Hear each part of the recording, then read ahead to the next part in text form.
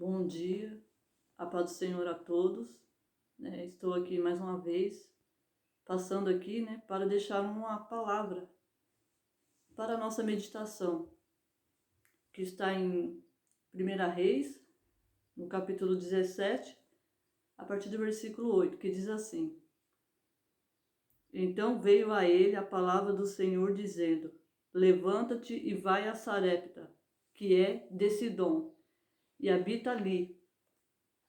E eis que eu ordenei ali uma mulher viúva que te sustente. Então ele se levantou e se foi a Serepta.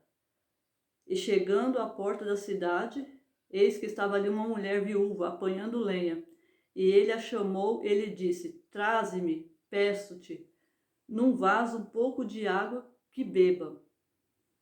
E, indo ela a buscá-la, ele a chamou e lhe disse: Traze-me agora também um bocado de pão na tua mão. Porém ela disse: Vive o Senhor, teu Deus, que nem um bolo tenho, senão somente um punhado de farinha numa panela e um pouco de azeite numa botija. E apanhei, apanhei 2 cavacos e vou prepará-lo para mim e para meu filho, para que comamos e morramos. Elias lhe disse: Não temas, vai, faz conforme a tua palavra, porém, faze disso primeiro para mim um bolo pequeno e traze-me para fora. Depois farás para ti e para teu filho. Porque assim diz o Senhor, Deus de Israel: a farinha da panela não se acabará e o azeite da botija não faltará, até o dia em que o Senhor dê chuva sobre a terra. E foi ela e fez conforme a palavra de Elias, e assim comeu ela e ele, e a sua casa muitos dias. Da panela a farinha se não acabou, da botija o azeite não faltou, conforme a palavra do Senhor que falara pelo ministério de Elias. Aqui uma palavra conhecida, assim, da igreja, de quem acompanha, na igreja, a qual fala ali quando Deus manda Elias ir, ali estava fugitivo, fugindo e de Jezabel, e ele estava andando de um lado para o outro. E Deus falou para ele: vai, para Sarepta, que é de Sidom, porque eu já ordenei ali uma viúva que te sustente. E ali ele foi. E chegando lá, ela falou: eu só tenho nem um bolo tenho, só tenho um pouco de azeite, e que vai preparar. Ela falou assim: eu vou preparar e depois não tem mais nada. É como se ela dissesse: eu não tenho mais nada para preparar para mim e para meu filho. A situação é o quê? Nós vamos morrer de fome. É isso que ela quis dizer. Só que ele falou: vai e faz, faz o bolo, mas faz primeiro para mim, depois para você, e para o seu filho. E ela foi, e fez. E eu estava meditando nessa palavra, que o título, dessa mensagem um tema, E quando tudo diz que não? E observando nessa palavra, talvez ele poderia pensar, Eu não estou afirmando que ele pensou, mas talvez ele poderia pensar: será que Deus não errou o endereço? Porque ele estava necessitado. E Deus envia ele, fala para ele ir na casa de uma viúva que ia sustentar ele.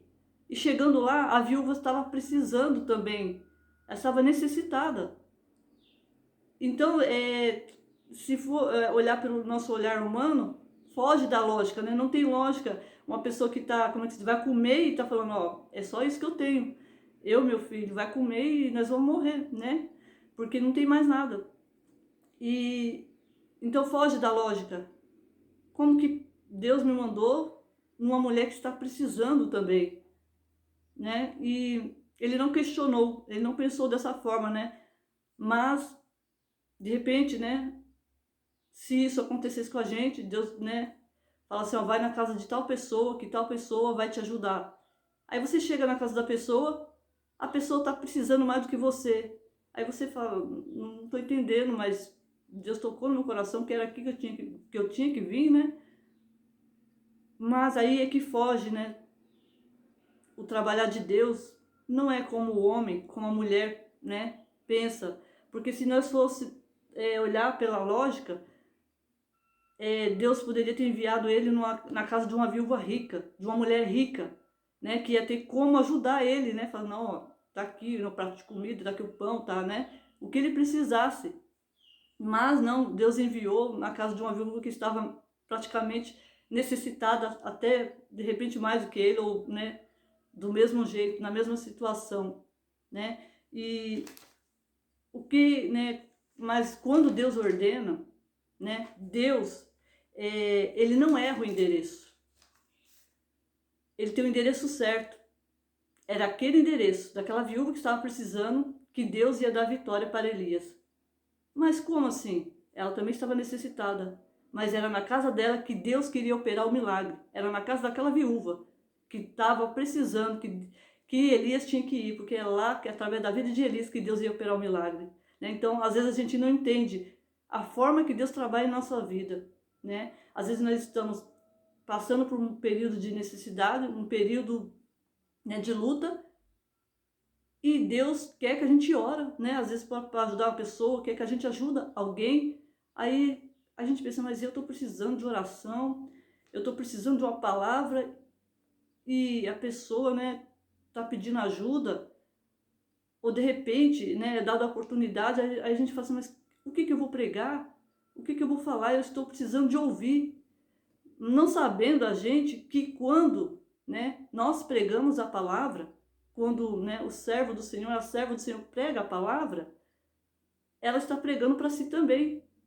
Porque a palavra do Senhor, ela é uma espada de dois gumes, né? Ela corta, ela fala né, como eu estou falando aqui, eu estou pregando a palavra do Senhor, a Bíblia Sagrada.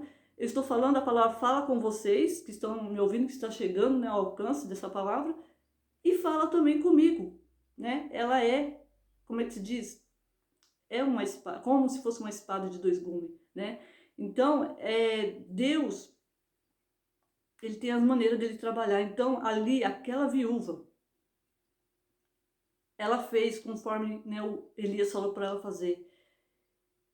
E Deus multiplicou a farinha, Deus multiplicou, né, tudo ali que ela precisava, de forma que, né, a palavra do Senhor fala que a farinha da panela não se acabará e o azeite da botija não faltará, até ao dia em que o Senhor dê chuva sobre a terra, né? Então não estava tendo chuva, mas a farinha não ia acabar até o dia que Deus mandasse chuva, né? Então Deus, ele tem as maneiras dele trabalhar, e muitas das vezes a gente não entende, né? Deus às vezes quer usar a gente, né? Usar você para, né, ajudar outras pessoas. Você fala, mas eu também estou precisando, né? Mas nós temos que fazer, quando Deus ordena, Deus não erra o endereço, né? Deus não errou o endereço, ele foi, né?